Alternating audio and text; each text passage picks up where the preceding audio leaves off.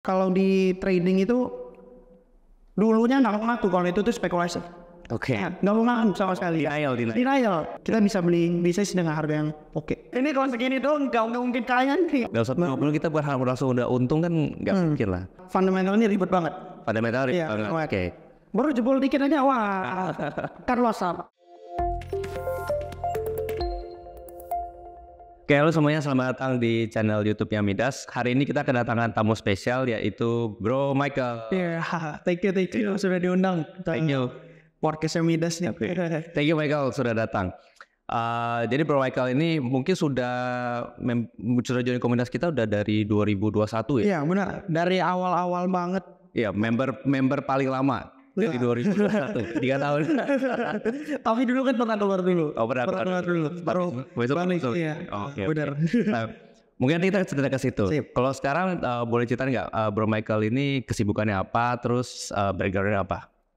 Kalau Michael sekarang itu kan base-nya di Pekanbaru ya. Karena lagi di Pekanbaru jadi banyaknya bantu orang tua. Terus most of the time itu spend waktunya itu sih berhubungan dengan stock market.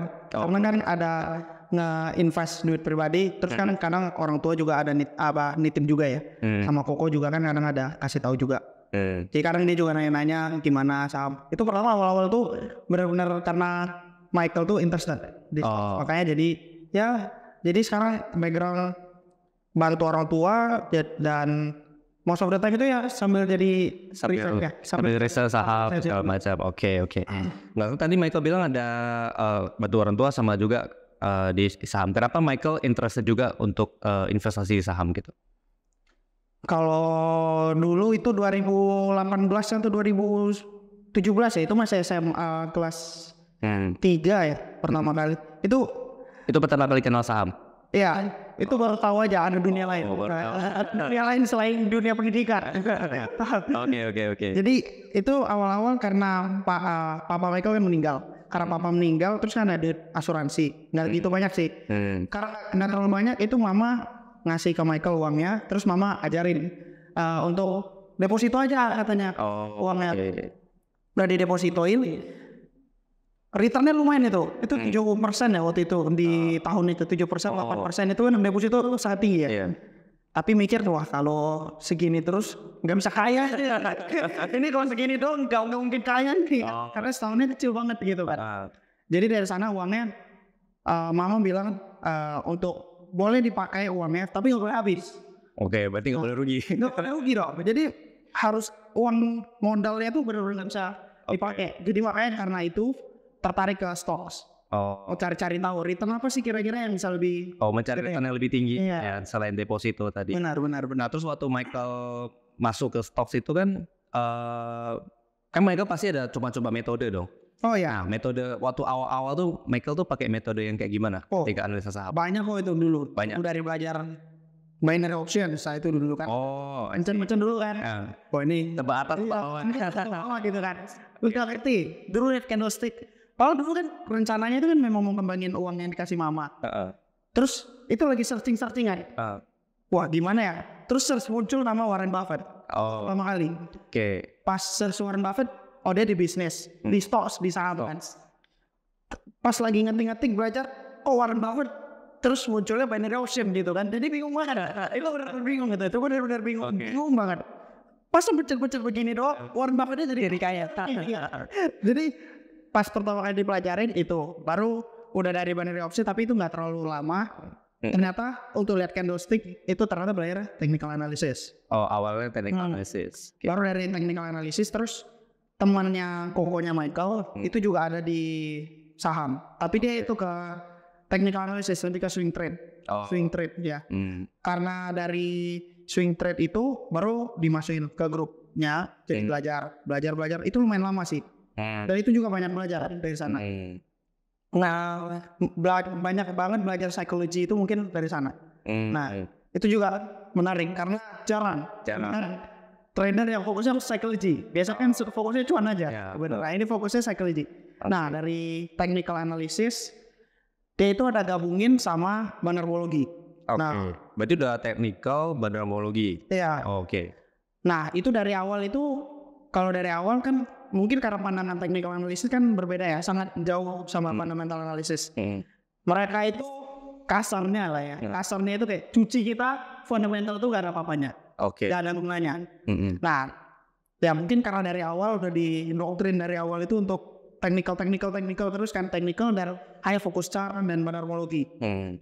Nah, karena dari sana jadi mikir wah ini fundamental nggak ada efeknya gitu loh, nggak ada efek sama sekali. Baru mungkin karena udah kena ya dari tadi itu kan bertobat karena bertobat jadi baliknya ke fundamental analysis. Fundamental analysis itu pertama kali belajar dari Koko, langsung dari Midas. Dari iya, dari Midas juga. Karena dulu kan mungkin karena dari swing trade-nya itu grupnya juga memang grupnya bagus ya, bukan berarti bilang jelek, positifnya sangat bagus untuk psychology, tapi ada yang kurang gitu rasanya. Ada yang kurang di mana mungkin titik kita belinya, titik kita jualnya itu kayaknya kurang tepat. Oke. Itu jalannya juga lumayan lama, beberapa tahun juga. Dan cukup lama. Baru jadinya fokusnya belajar banarmologi dan fundamental analysisnya. Berarti sekarang dalami dua itu ya? Ya, fundamental sama banarmologinya juga. So kalau aku pribadi kan memang meskipun aku finance gitu ya, kuliahnya finance segala macam, pas pertama mulai itu juga trading dulu. Iya. Pakai technical dulu segala macam. Sampai akhirnya ya seperti Michael bilang bertobat lah. Iya. Lihat bisnisnya. Iya benar. Karena kan bukan berarti metode lain itu nggak worth atau apa gitu. Ya tetap aja ada yang bisa gitu. Tapi kalau dalam perjalanannya aku ya merasa lebih cocoknya di sini, di fundamental dan bisnis ya. Oke. Setuju. Itu pas awal belajar technical kan rasanya kan kayak kita cuma ngelihat candlestick gitu kan. Sebenarnya itu kan reflect dari pergerakan human behavior-nya ya. Kan harganya itu kan sebenarnya. Sebenarnya ya banyak belajar juga. Terkadang walaupun pakai fundamental analysis juga, cuman ngelihat technical analysisnya juga bukan untuk ngelihat yang kayak ini dari titik entry atau titik apanya sih kalau Michael sekarang, tapi cuma untuk ngelihat sahamnya lagi di bawah, kemarin udah turun gitu. Lebih sekarang kayak gitu. Beli ke dalam kutip moodnya ya. Iya. Moodnya aja, cuma ngelihat moodnya bener. Oke. Nah terus kan tadi Michael bilang Michael dalam kutip bertobat gitu. Iya. Apa yang membuat Michael akhirnya switch nih dari metode yang tadi ke fundamental gitu? Pertama mungkin karena nggak banyak loss sih enggak, tapi cuma 2 enggak. Jadi kan lebih banyak habisin waktu ya. Lebih wasting time kan. Nah menurut Michael, pas Michael belajar itu kan sekali jalan belajarnya 2, belajar technical analysis, banarmologi, terus ada belajarnya fundamental analysisnya Koko kan. Belajar semua gitu kan. Pas lagi belajar, nah Michael tuh lebih terpikat awalnya karena technical analysis sama banarmologi karena lebih simpel dan lebih gampang. Fundamental kan dulu ribet banget. Dulu masih ingat tuh Koko, Michael coba pelajari Saratoga aja. Michael masih ingat tuh Koko kan ada ngasih tahu. Itu Michael nggak kerjain kan. Saratoga itu masih ingat tuh, Saratoga masih di bawah banget itu, masih di bawah banget. Nah jadi pelajarinya yang kayak ini. Pas dipelajarin titik entry. Mungkin entry-nya fast untuk timingnya naik kan. Kita kan ikutin pergerakan pasar kan, ramenya di sana kan langsung gerak ya, pasti sama jadi langsung gerak. Cuman untuk kita entry yang agak banyak dan dari nilai portfolio kita, nah itu yang lumayan sama-sama kena. Kayak mungkin cuannya banyak persentase, tapi kok nggak terlalu signifikan. Nggak berani bet big. Iya, nggak berani bet big, benar.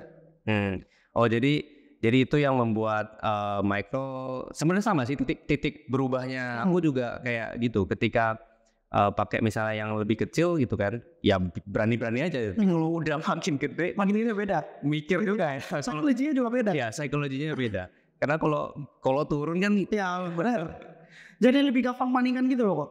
Misalnya kalau kita lihat technical analysis kan support, resistance. Baru jebol dikit aja, wah kan loss sama. Kalau udah kan loss, naik lagi, wah sakit hati lagi. Jadi ya banyak permainan jadi rasanya. Jadi benar kayaknya kurang tepat kalau investasinya begini deh. Oke. Jadi itu tantangannya juga ya. Iya benar. Ketika berinvestasi ya. Terus tadi kan udah join di Midas itu dari 2021 nih. Nah dari 2021 terus Michael bilang tadi sempat keluar gitu. Udah selesai terus keluar baru kira balik lagi. Nah pertama apa yang buat Michael balik? Terus apa yang Michael pelajari di Midas gitu? Kalau kemarin itu pertama keluar karena fundamentalnya ribet banget. Fundamental ribet banget. Oke. Kok nganalisa mau beli saham udah lama gitu kan mikirnya kan. Karena kan dulu kalau mikir technical analysis kan cepat. Lebih cepat. Langsung beli langsung kelihatan loh. Ini sahamnya langsung gerak. Kalau fundamental kan mungkin bisa beberapa lama. Karena kita kan benar-benar beli bisnis. Bukan ngebeli kertas. Ya kan. Benar. Nah karena dari sana itu mau cepat ya biasa lah ya mungkin karena masih muda pokoknya cepet-cepet deh. Nah ternyata cepet juga lossnya. Cepet juga di tinggal makan cepet juga jadinya. Dari sana jadi tobat baru balik lagi ke Midas itu karena Michael ngelihat kalau di Midas tuh benar-benar Koko tuh ngajarinnya itu ternyata simple tapi kok gimana ya, kompleks tapi simple dengan bahasa yang gampang. Ya kayak Charlie Munger bilang gitu kan, harus take a simple idea, take it very seriously, ya kan. Benar. Dan mereka ngelihat yang Koko ngelakuin di sana itu benar-benar Koko apply. Benar-benar simple, idenya simple kan. Kita kan beli bisnis, yang penting harganya murah, ya kan. Kalau bisnisnya bagus, ya udah beli dan tinggal tunggu. Pas dari liatnya Koko, wah iya ya. Dan dari cerita IPC Coko itu kan aku beli kalau nggak salah di bawah nilai cashnya lebih kurang sama. Lebih kurang sama kan. Jadi kayak dapat free company gitu. Dari sana itu baru kayak turning point-nya itu kayak ini nih bisnis gitu. Saham itu kan India itu juga bisnis. Dari sana baru mau lebih baik belajar dari Midasnya. Jadi sempat keluar terus karena awalnya ngerasa ribet gitu ya. Terus ternyata pas balik lagi ternyata setelah dipikir-pikir nggak seribet itu. Nggak seribet juga. Dan maksudnya secara prinsipnya juga sesuai dengan prinsip hidup. Prinsip hidup. Iya, prinsip hidup itu banyak ke-apply itu juga dari investing dan banyak juga dari prinsip-prinsip yang dijalanin di kehidupan itu juga lebih cocok dengan investing menurut Michael. Karena menurut Michael kalau di trading itu dulunya nggak ngaku kalau itu tuh spekulasi. Nggak mau ngaku sama sekali. Denial. Pokoknya ya sama aja gitu. Yang penting kan cuan. Karena mikirnya kan yang penting cuan. Cuman kalau Michael pribadi, Michael juga pengen cuannya juga bagus dan benar-benar bisa sustain. Sustainnya itu menurut Michael hanya bisa dari fundamental analysis. Kalau uangnya udah menurut Michael udah cukup gede, pasti kita pengennya kan ya berbisnis. Nah, dan menurut Michael di stock market itu kan salah satu opsinya juga. Kita bisa beli bisnis dengan harga yang oke. Dari sana sih. Kok tadi kan sebelum kita tag kan Michael bilang ada apa ceritanya Michael salah satu hal yang buat Michael bertobat gitu ya. Itu kan ngeliat dari gereja juga. Iya benar. Itu karena di gereja kan maksudnya ya sebagai umat Kristen kan kita juga harus benar cara cari untungnya gitu ya. Kalau spekulasi mungkin kalau spekulasinya dengan dana yang benar-benar super ready mungkin masih oke lah ya. Tapi kalau spekulasi dengan dana kan Michael banyak gitu invest ke sahamnya itu kan hampir semua network gitu kan. Semua network itu di stocks. Kalau semuanya spekulasi kan ini hidup juga spekulasi. Jadi nggak untung ya. Jadi nggak terlalu pengen. Jadi pengennya yang sustain juga. Nah dari sana itu menguji Tuhan. Iya benar. Jadinya kan. Tuhan sudah uji kita. Sebenarnya ini kurang ajar kan. Itu sih dari sana. Dan banyak prinsip-prinsip itu ternyata lebih cocoknya itu ke investing. Jadi ngelihat berarti maksudnya kayak prinsipnya itu tidak bertolak belakang. Iya, benar. Prinsipnya nggak bertolak belakang. Dalam hidup dan di investasi itu maksudnya sejalan gitu. Iya, benar. Gitu. Karena kalau masih trading dengan technical analysis yang full itu kayak jadi dua orang gitu loh kok. Kita punya dua kepribadian yang benar-benar kita hidupnya begini, tapi kita ngelakuinnya gini kan kayak nggak sesuai gitu loh. Nggak nyaman juga untuk Michael untuk ngelakuin itunya. Saya juga ngerasain itu sih waktu di trade itu misalnya contoh kayak misalnya kita prinsipnya ketika dalam hidup itu kita pengen beli barang yang murah gitu. Iya benar. Ketika harganya murah. Setuju. Tapi dalam trading kita kadang-kadang nunggunya tuh pas udah naik gitu. Iya benar. Baru kita mencoba. Benar. Jadi kayak bertolak belakang banget secara prinsip gitu. Bukan berarti nggak works ya kayak gitu. Bisa aja ada aja yang works, cuma kayaknya bertolak belakang kita punya prinsip. Iya benar. Itu yang ajarin itu kan waktu dari awal kita ini mau beli barang murah gitu kan. Tapi pas beli saham kita kejar terus di atas. Kenapa kita kejar di atas? Benar. Nah, makanya dari sana sih itu lumayan turning point. Iya, itu prinsipnya sejalan lah. Iya, prinsipnya lagi sejalan. Oke. Terus ada nggak saham-saham yang berkesan bagi Michael? Misalnya entah itu pernah kasih untung besar atau mungkin pernah rugi dari situ atau mungkin pernah ngelewatin gitu. Udah lihat bagus tapi nggak beli, dari akhirnya terlewat gitu. Pernah nggak? Kalau cuan kayaknya nggak biasa aja. Kalau loss juga sebenarnya mungkin bukan loss tapi sayang karena nggak berani hold. Mungkin karena itu masih trading ya. Ya kan masih ngelihat chart. Saya nggak ngelihat hold, malah keluarnya di BEP atau apa-apa gitu karena ikutin trading plan awalnya. Nah dari sana itu juga itu total radikal pokoknya banyak fundamental ya. Harus banyak fundamental untuk bisa hold gitu kan. Mungkin kalau yang ketinggalan itu mungkin dari ketinggalan waktu call booming. Itu kan di luar kan ada ABMM ya. Iya ABMM. Ada ABMM. Nah itu kan Koko juga dapat harga yang oke dengan benar-benar best deal. Medco juga waktu itu kan. Tapi yang paling berkesan mungkin selain house and call dan money. Karena itu Michael masih ingat tuh kok. Money itu kan waktu itu kita kan chat gitu. Michael chat sama Koko BSD atau money gitu kan.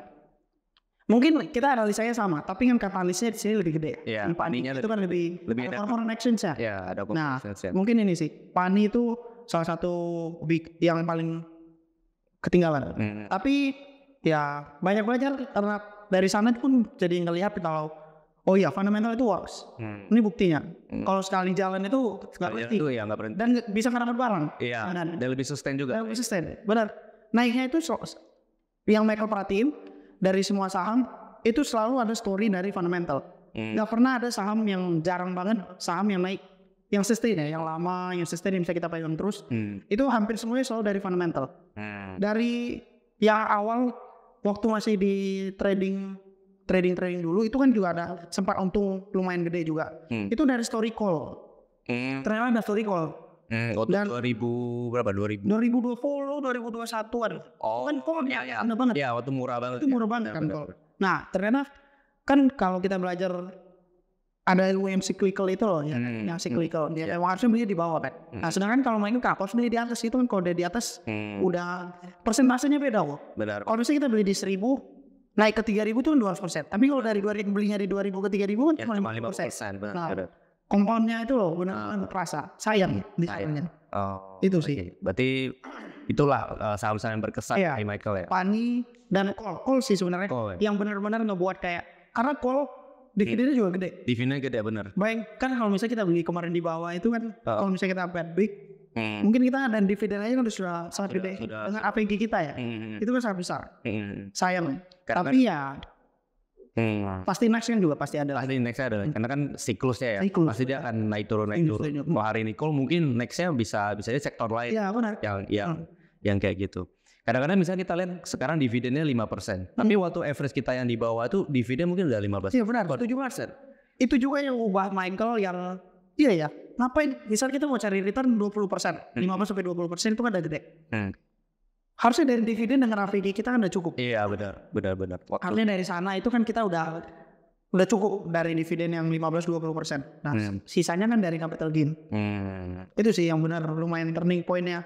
Banyak sebenarnya turning point untuk ke fundamental analysis itu yang benar-benar berguna. Dan karena belajar dari Midas juga, Michael bisa terapin fundamental analisisnya itu ke bisnis Michael.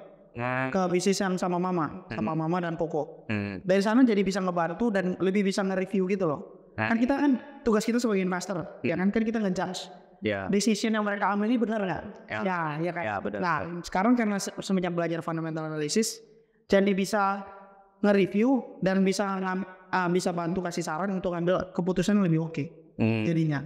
Iya. Kalau dari chart kan nggak bisa. Iya. Nggak mungkin. Cuma bisa apply di situ aja. Apply di situ doang. Cuma kalau dari fundamental analysis, kita pun bisa jadi Michael pun bisa jadi berkat buat banyak orang dengan mempelajari itu. Itu sih. Keren. Nah ini sekaligus buat mungkin batu ke teman-teman viewers yang mungkin baru gitu ya, mereka baru mulai di saham. Kalau misalnya Michael harus ngulang investasi dari awal lagi, apa yang Michael bakal lakuin secara berbeda gitu? Pertama masih belajar fundamental analysis dulu. Karena yang lain itu pasti bisa dimengerti lebih cepat kalau udah ngerti fundamental analysis. Dan belajar lebih banyak belajar sabar ini ya. Sabar ya. Iya, belajar filosofi ya kali. Filosofi kan. Karena kalau nggak salah Peter Lynch juga kan lulusan filosofi. Ya, kayaknya iya kan? Kayaknya ya. Dan dari sana jadi belajar kalau ya mungkin dua-duanya juga butuh kesabaran. Ini kan game of patience ya. Apa aja juga butuh. Ya, semua juga harus sabar kan. Benar-benar kalau menurut mereka kalau bisa ulang lagi mungkin harusnya belajar fundamental analysisnya lebih dalam dan lebih serius dan percaya proses. Yes, itu benar. Kadang-kadang mungkin orang nggak sabar karena ya dia belum kelihatan gitu. Iya benar. Kadang-kadang dia beli baru nunggu 1-2 bulan nggak. Iya. Benar. Padahal 1-2 bulan tuh baru benar banget. Iya benar banget. Kita mau bisnis, mau usaha atau mau kerja aja kadang butuh lebih dari itu kan. Setuju kok. Dalam 1-2 bulan kita berharap langsung udah untung kan nggak mungkin lah. Oke. Nah nextnya kita akan mini games nih. Jadi mini gamesnya itu nanti aku sebutin saham A atau saham B, Michael pilih gitu. Habis nanti next aku tanya saham yang lain lagi. Oke ya. Nah pertama BCA atau BRI? BCA. Oke. BCA atau BMRI, Bank Mandiri? Dengan harga saran BMRI. secara politik agak mirip, cuma Mandiri jauh lebih murah. Iya, best deal, lebih deal. Oke, Bank Mandiri atau PTBA? Susah deh. Kalau Mandiri atau PTBA kayaknya Mandiri. Lebih prefer Mandiri. Oke. Mandiri atau UNTR? United Tractor. Kayak masih Mandiri. Ya? Masih Mandiri. PTBA bagus, UNTR bagus, Mandiri ya. Kayak masih Mandiri. Oke, Bank Mandiri atau Astra? Wih langsung ya Astra. Kalau Andor udah pasti, kalau dia lihat sendiri udah pasti Astra sih. Astra atau ICBP? Astra. Masih Astra. Kalau Astra atau INDF? Indofood. Iya. INDF. Nah, terakhir Michael pilihnya INDF. Kenapa pilihnya INDF? Karena menurut Michael untuk perusahaan sekelas Indofood harga sih sebenarnya. Harga. Balik lagi harga yang di offer itu berapa? Mungkin secara quality bisnis ya kalau di Astra mungkin kan udah terlalu diversify ya. Dan banyak banget lini bisnisnya. Benar. Jadi potensi growth-nya Michael juga ngelihatnya mungkin ada, tapi nggak sekencang Indofood bagi Michael pribadi. Karena bagi Michael kalau di Indofood Michael lebih bisa interact sama produknya gitu loh. Karena produknya kan consumer yang Michael langsung bisa sehari-hari bisa lihat. Kalau Astra mungkin lebih ke arah karena harganya yang di offer sekarang itu di harga per hari ini itu cukup murah menurut Michael. Kalau Indofood mungkin karena potensi growth-nya dan harganya juga sih. Harganya Indofood itu karena kan sering ngelihat misalnya di apps atau di analisa sekuritas, mereka sendiri bilang kinerja all time high katanya kan. Valuasi all time low katanya. Best kelas Indofood. Ya itu kan udah say so.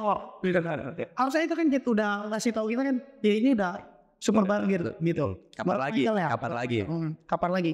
Makanya jadi lebih prefer Indofood dan lebih ya karena produknya mereka juga lebih bisa ngelihat langsung dan lebih bisa ngitungnya mungkin di sana.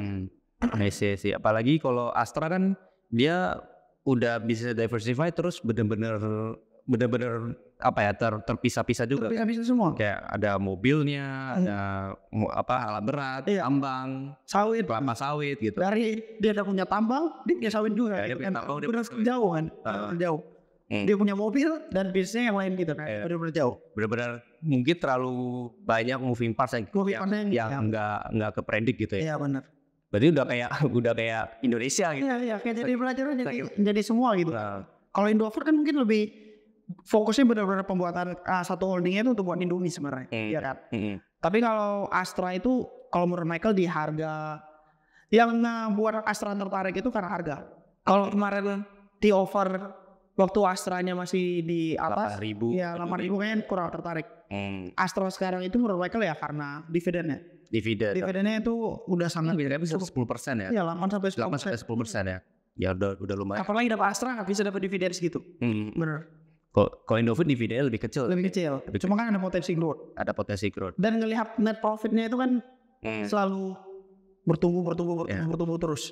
Dan manajemen aja ngomongin kan core profit gitu. Ya, bukan ngomongin laba yang kurs itu ya. Benar. Karena kan ada fluktuasi kurs. Kursnya naik. Nah orang kan banyak karena fluktuasi kursnya itu kan mungkin karena fluktuasi kursnya itu ngelihat Indofoodnya itu kurang. Ya benar juga. Mungkin mereka kan ada adjustmentnya tersendiri. Cuman kalau menurut Michael asal net profitnya grow terus semuanya oke. Karena menurut Michael kalau di laba kurs itu atau rugi kurs itu benar-benar dikontrol kita. Di luar kontrol kita kan. Kayak kita aja nggak tahu makronya gimana jadi benar-benar nggak mau. Ya mau ngapain tinggal nggak bisa dikontrol gitu. Jadi nggak usah difokusin ke sana. Kayak bisa kita lihat kurs aja, misal beberapa bulan lalu kursnya udah mau 16.000. Iya benar. Sekarang udah 15.3 lagi. Kayak nggak bisa dikontrol. Nah kalau misalnya kayak kau bilang dulu kan mungkin kalau di technical analysis itu awal-awal kita mungkin ngelihat makronya, ngelihat dulu kayak orang lagi sektornya kemana, mungkin kalau Fednya target kita mungkin melihat properti gitu kan. Nah itu buat pusing sebenarnya, benar-benar buat pusing. Nah kenapa nggak yang kayak aku bilang itu fokus aja ke bisnisnya. Karena mereka pun jalaninnya waktu di bisnis mama mau gimana pun bisnisnya gue tetap harus jalan ya kan. Mau dolarnya naik, dolar itu juga harus tetap jalan, itu harus dikerjain ya. Makanya jadi ya mungkin dampaknya ada, cuman kan tetap Indian kan kita ngelihat bagaimana company-nya itu makes money dan manajemennya apa yang mereka lakukan terhadap situasi itu. Ya itu aja sih. Iya. Di satu sini juga kalau misalnya makronya favorable tapi company-nya kelolaannya jelek juga ya sama aja. Ya benar. Percuma kalau misalnya kalau kemarin tinggi. Nah ada satu perusahaan kok masih bisa net profitnya masih gak segede itu dengan tampaknya sebesar itu. Ada rugi lagi. Kan. Itu kan kayak wah ini kan mau sebagus apa untuk call-nya nanti kan company yang gak beres juga belum tentu oke. Iya. Oke, jadi itu dia guys podcast kita dengan bincang-bincang kita dengan Bro Michael. Thank you banget Bro Michael. Jauh-jauh thank you. Jauh-jauh dari Pekanbaru ke BSD. Next kita undang-undang lagi. Thank you boleh. Thank you. Thank you semuanya, sampai jumpa di video selanjutnya. Dadah.